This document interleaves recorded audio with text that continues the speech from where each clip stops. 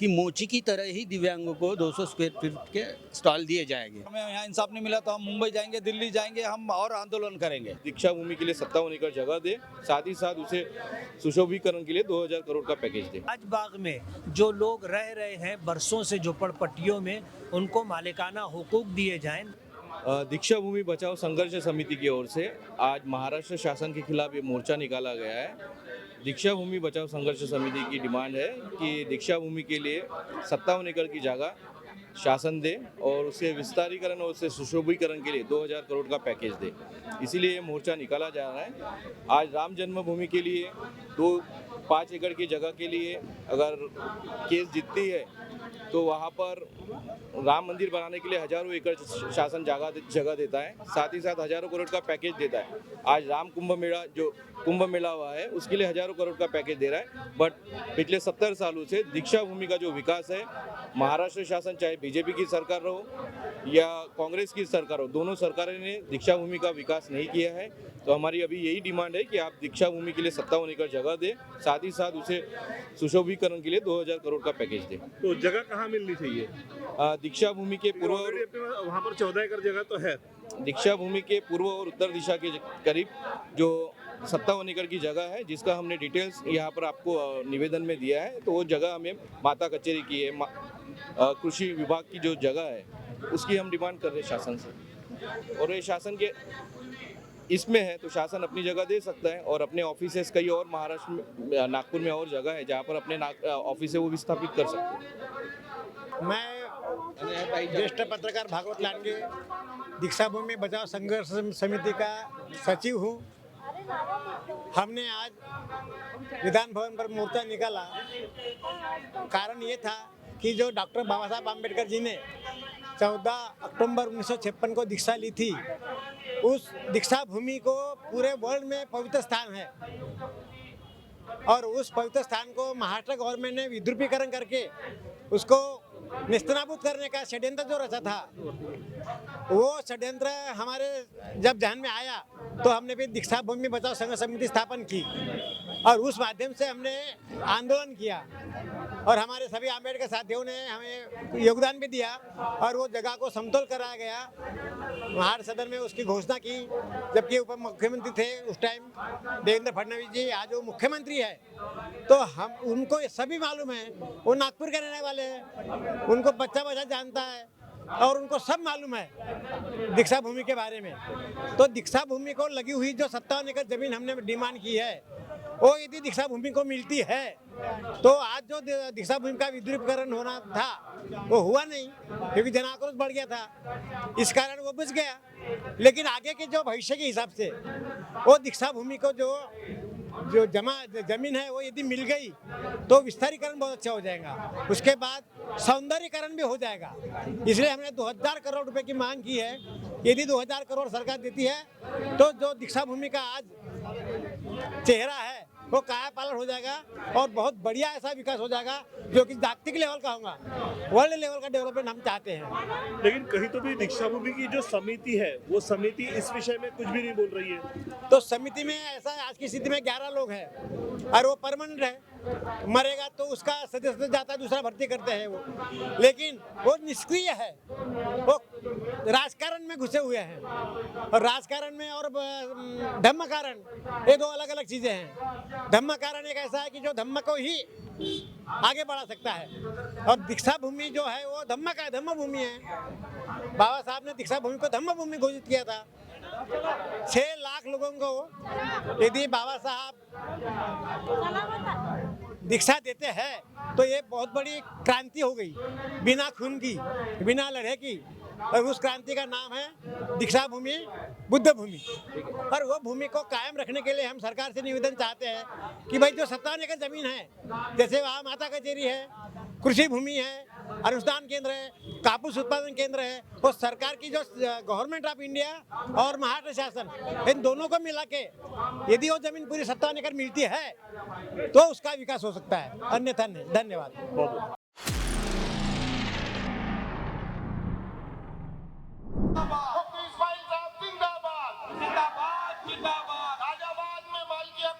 लेके रहेंगे।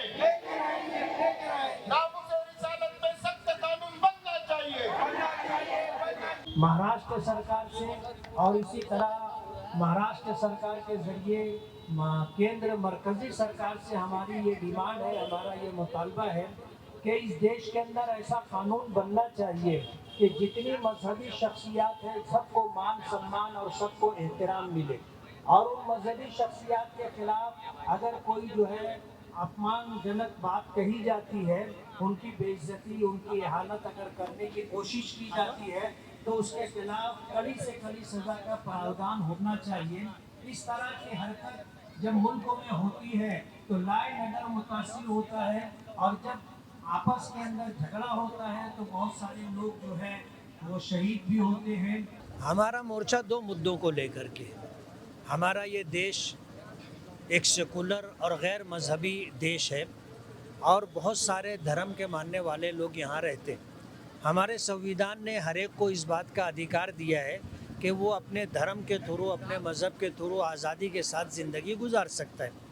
आमतौर पर देखा ये जा रहा है कि पूरे देश के अंदर लोग हमारे पैगंबर हज़रत मोहम्मद सल्लल्लाहु अलैहि वसल्लम की शान में गुस्ताखी करते हैं, उनकी तौहीन करते हैं, जिसकी वजह से अमन अमान और शांति भंग होती है। हमारा सरकार से मुतालबा है, हमारी डिमांड ये है कि सरकार ऐसा कानून बनाए जिस कानून की वजह से किसी भी धर्म और मज़हब की जो बड़ी शख्सियात हैं उनके ताल्लुक़ से कोई अपमानजनक रवैया और इसी तरह कोई ऐसा तौहीन आमेज़ रवैया इख्तियार ना करे जिससे उस मज़हब के मानने वालों को दुख और तकलीफ़ होती है। मज़हब इस्लाम इस बात की इजाज़त नहीं देता कि किसी भी धर्म की मजहबी शख्सियत को बुरा भला कहा जाए। तो हम भी ये चाहते हैं कि हमारी जो मजहबी शख्सियत हमारे पैगंबर हज़रत मोहम्मद सल्लल्लाहु अलैहि वसल्लम है, उनके ताल्लुक़ से भी लोग उनकी तौहीन ना करें, उनका अपमान ना करें। ये हमारी डिमांड है। सरकार कानून बनाए कि मजहबी शख्सियत को लेकर के अगर कोई अपमानजनक बात करता है, कोई तौहीन करता है, तो उसको सज़ा दी जाए और सज़ा का प्रावधान होना चाहिए ताकि ये सिलसिला रुके।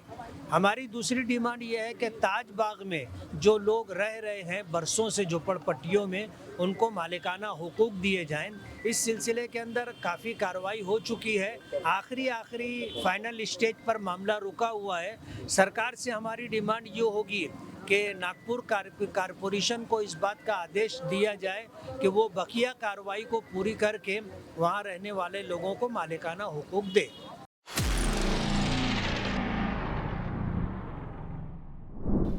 मांगे कई सालों से चल रही है, आंदोलन कई सालों से चल रहा है, लेकिन रिजल्ट नहीं आ रहा है, क्या वजह है? देखिए, रिजल्ट लाने के लिए प्रशासन को आज दिव्यांगों नाम देने से नहीं होता।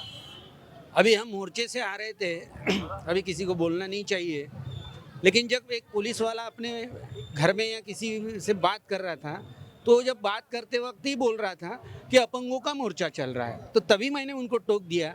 कम से कम प्रशासन ने हमको जो नाम दिया और आप प्रशासन के पदाधिकारी हो तो उसका तो सम्मान करो। यहाँ से ही हमको पता चलता है कि केवल नाम देने से दिव्यांगों का कुछ भी उद्धार होने वाला नहीं है। प्रशासन ने दिव्यांगों के प्रति जो उनकी जिम्मेदारी है उसको पूरी तरह से निभाना चाहिए। उसमें हमको ऐसा लग रहा है कि वो अक्षम दिखाई दे रहा है। लेकिन प्रशासन ने तो पिछले 10 सालों में कई लोगों के नाम बदले, आपको भी एक नया नाम मिला है, तो वो नाम से आप समाधानी नहीं है? बिल्कुल। देखिए, हमको भी निराधार का सदस्य बनाया है, जबकि इस देश में कोई निराधार नहीं है। नमक के पैकेट के भी टैक्स लगता है, वो भी देता है। जब एक आमदार को, एमएलए को या सामाजिक संस्था के किसी व्यक्ति को अगर आप कुछ मान सम्मान से जो मानधन देते हो तो उसको जो मानधन बोला जा रहा है, लेकिन जो लोग कम समाज से दुर्लक्षित है उनको अगर प्रशासन की ओर से कुछ सेवा दी जा रही है तो उसको निराधार कैसे क्या कह रहे हो? हम बोल रहे हैं कि आप जब आधार कार्ड जैसी व्यवस्था लाए हो तो सबको बोलिए ना कि आधार योजना, ऐसा कम से कम वो तो भी नाम दीजिए। और दिव्यांगों को क्या 1500 रुपये दे रहे हैं? आज 2100 रुपये आपने महिलाओं को दिए जो कि सक्षम है, कहीं ना कहीं काम कर सकती है, लेकिन दिव्यांगों के प्रति तो ऐसा व्यवहार नहीं है। आज 1500 रुपये में उनका सिलेंडर भी नहीं आता, घर का खर्चा नहीं चलता, कुछ भी नहीं चलता, फिर वो लेना ही क्यों, देना भी क्यों? एक केवल दया भाव दिखाना, ये हमें हमारे आत्मा को कहीं तो भी झंझोर रहा है कि ये हमारा अपमान हो रहा है। इस वक्त क्या क्या मांगे लेकर आप लोग यहाँ पर आए? इस वक्त यही हमारी मांगे है कि संजय गांधी निराधार का नाम जो दिव्यांगों के प्रति दिव्यांग आधार योजना रखा जाए और दिव्यांगों को घरकुल योजना में फिर एक बार नाम बदल दिया जाए। हाँ, आप लोगों को अपंग से दिव्यांग बना दिया। वो नहीं, लेकिन जो नाम ही योजना बदला। है हाँ। जो योजनाएं चल रही है योजना का घोषणाओं का वही आधार बदलिए ना। क्या योजना का नाम नहीं बदलेगा हाँ। तो केवल ऊपरी नाम बदलने से नहीं चलेगा ना। हाँ। हाँ? जैसे ठोस अभी मांग अभी क्या है? ये देखिए, अविकसित लेआउट और विकसित लेआउट इसमें डिफरेंस होता है ना। विकसित कब कहा जाता है कि जब विकसित हो जाए, लेकिन अगर वही अविकसित ही नाम से उसको जागरूक करेंगे तो चलेगा नहीं ना। पर नाम बदलने से विकसित भी नहीं हो जाएगा तो ना। इसीलिए तो कम से कम आधार बनाने से और योजनाओं का थोड़ा लाभ ज़्यादा बढ़ाओ, यही हमारी मांगे हैं। कोई हमारी बहुत बड़ी तो मांगे नहीं है कि करोड़ों के इनकम टैक्स वगैरह भरने वालों में से तो कोई है नहीं कि उनमें छूट दो या ये ऐसी कोई बातें। जो भी हमारी स्थानिक योजनाएं हैं जो आपने दी है, हमने तो मांगी नहीं थी, आप ही लोगों ने योजनाएं चालू की। आज 5% महानगर पालिका सामाजिक संस्थाओं को दिया जाता है या दिव्यांगों को 5% योजना शासन के बजट में से दी जानी चाहिए। उसको भी 2-2 साल हो गए, उसका अलॉटमेंट नहीं हो रहा। ऐसी कई योजनाएं हैं जिसको प्रशासन की लापरवाही के कारण ही रोका जा रहा है। बीच में कई जगह हमने ये देखे कि दिव्यांगों के बड़े बड़े स्टॉल लगे हुए हैं और वो स्टॉल एक अरसे से बंद पड़े हुए हैं। बिल्कुल। तो क्या वो प्रशासन की तरफ से मिले थे या फिर देखिए, आपने वो कुछ पहल की थी? प्रशासन की तरफ से नहीं मिले थे और उस स्टॉल को बनाने के लिए प्रशासन ने ही जागरूक किया था। आपको जैसा कि ज्ञात नहीं होगा, लेकिन अभी किसी मेरे नेता का नाम नहीं लूँगा, वो जब महापौर थे तो उन्होंने वो योजनाएं लाई थी कि मोची की तरह ही दिव्यांगों को 200 स्क्वायर फीट के स्टॉल दिए जाएंगे। लेकिन वो अभी पूरी तरह बंद है और वो जो तो यूज कर रहे हैं हाँ। वहाँ पर दिव्यांग नजर नहीं आ रहे। क्या हो रहा है, दिव्यांग नज़र नहीं आ रहे, ये आपका गलत है। क्योंकि वहाँ दिव्यांगों को जिस तरीके से हमेशा पुलिस वाले या अतिक्रमण विभाग के लोग आके उठा लेके जाते हैं सामान तो वो हटा नहीं पाते। तो वो और दिव्यांग कई ऐसे हैं कि जो कुर्सी से भी नहीं उठ सकता, कुछ काम नहीं कर सकता।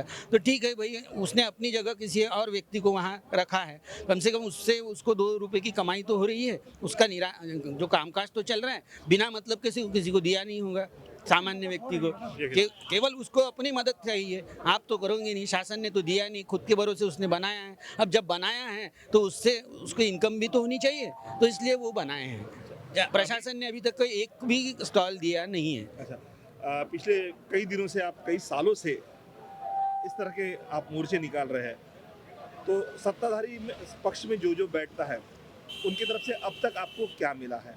कितनी मांगे आपकी पूरी हुई है? देखिए, सत्ताधारी पक्ष में बोलो या विपक्ष में बोलो, हमारे जैसे दिव्यांग कितने प्रतिनिधि है, हमारी क्या अमेंडमेंट है, हमारी क्या मांगे है, वहाँ पटल पर रखने वाला कोई नहीं है। आपको जो सामान्य व्यक्ति को लग रहा है, प्रशासन को जो लग रहा है, वही हम पर थोपा जा रहा है। आज ये साहित्य वाटप हो रहा है लाखों रुपए का, क्या ज़रूरत है? आज मेरी अगर क्रैचेस टूटती है तो मैं क्या कैंप होने तक रुकूंगा? ये तो मुझे ज़रूरत आज है, मैं जाऊंगा दुकान में कहीं से भी पैसे लाऊंगा और वो खरीदूंगा। किसी की साइकिल का अभी टायर इन्होंने बांटे हैं, टूट गई फूट गई तो वो रिपेयर तो हो ही नहीं रही है, और बिना मतलब का कचरा सामान बांट रहे हैं। केवल प्रशासन की लापरवाही के कारण और दिव्यांगों का एक तरीके से ये हो रहा है, क्या बोलते हैं उसको, शोषण हो रहा है। चलिए, जैसे कि अभी हाल ही में हमारे मुख्यमंत्री देवेंद्र फडणवीस साहब है, इसके पहले भी वो मुख्यमंत्री थे, बाद में उप मुख्यमंत्री भी थे, अब मुख्यमंत्री फिर से बन गए। क्या उम्मीद करते हैं इस वक्त कुछ निर्णय सकारात्मक हो पाएंगे? जी जी जी, देखिए, देवेंद्र फडणवीस जी, इनका बहुत सालों से मैं उनको पहचानता हूँ, उनके कामकाज को भी देखा हूँ। मैं भी विद्यार्थी परिषद में काम किया हूँ और वो महापौर बनने से पहले से मैं उनके साथ में रहा हूँ संघ में। तो उनका जो नेचर देखा है कि सबके प्रति वो एक अच्छी भावना से देखते हैं। जब भी उनके घर में हम पहले भी जाते थे, वो घर पे भी नहीं रहते थे, तो उनकी यहाँ एक आदत थी कि पेंसिल से नोट किया जाता था और उस व्यक्ति को वो फ़ोन करते थे, वो उनको कभी ना कभी चिट्ठी भेजते थे।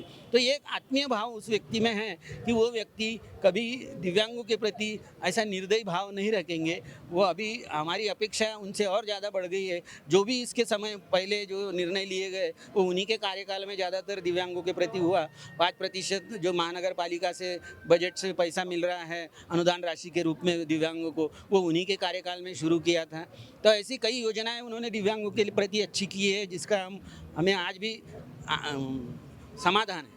तो इस शीतकालीन अधिवेशन में कुछ सकारात्मक निर्णय निकल पाएंगे? जी जी, ऐसा तो मुझे बिल्कुल लग रहा है। अभी देखिए कि 2 दिन बाद मंत्रालय का विभाजन होगा और किनके जिस व्यक्ति के पास भी समाज कल्याण विभाग जाएगा तो उनसे भी कुछ अपेक्षा रहेगी। तो बस यही, धन्यवाद। बहुत बहुत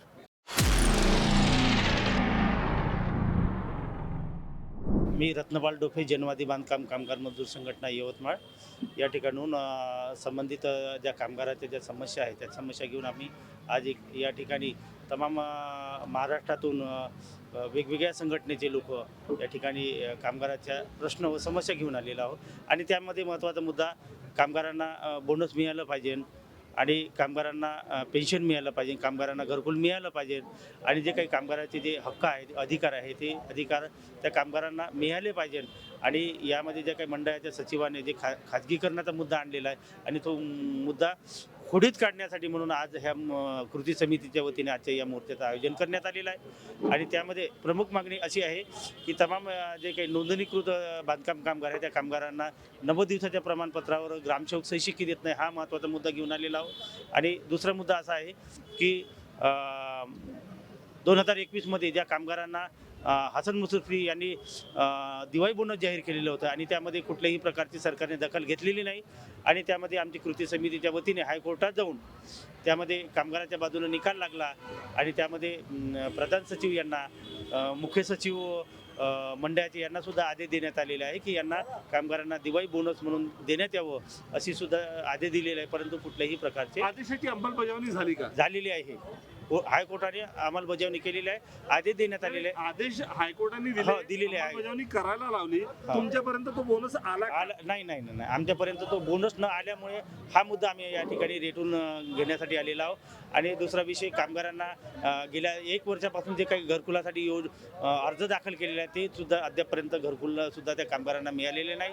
आणि दुसरा विषय त्यामध्ये असा आहे की त्या कामगारांचे हक्क अधिकार जे नोंदणी करण्यासाठी जे दिलेले होते, कोर्टात जे दिलेलं होतं 12 ठिकाणी नोंदणी करण्यासाठी, ते अधिकार त्या कामगाराकडून काढून घेतलेले आहे आणि त्यामध्ये बड्या कॉन्ट्रॅक्टदाराला ते कॉन्ट्रॅक्ट देऊन ते खाजगीकरण करून कामगाराचा जो पैसा आहे तो वेस्टेड 12 ठिकाणी वापरला गेलेला आहे आणि येणाऱ्या काळामध्ये कामगारांना रस्त्यावर आणण्याचं काम ही मंडळी करीत आहे आणि त्या संदर्भात ह्या विविध आम्ही मागण्या घेऊन या ठिकाणी आलेला आहे आणि त्यामध्ये आमचं शिष्टमंडळ माननीय मुख्यमंत्री साहेब यांच्याकडे गेलेलं आहे आणि त्यामध्ये आता सविस्तर चर्चा झाल्याच्या नंतर काय होईल हे सांगता येणार नाही आणि पुढे जर या आमच्या कामगाराच्या मागण्या सुटल्या नाही तर यामध्ये तीव्र स्वरूपाचं आंदोलन सुद्धा या महाराष्ट्रभर करण्याचा या कृती समितीने निर्णय घेतलेला आहे।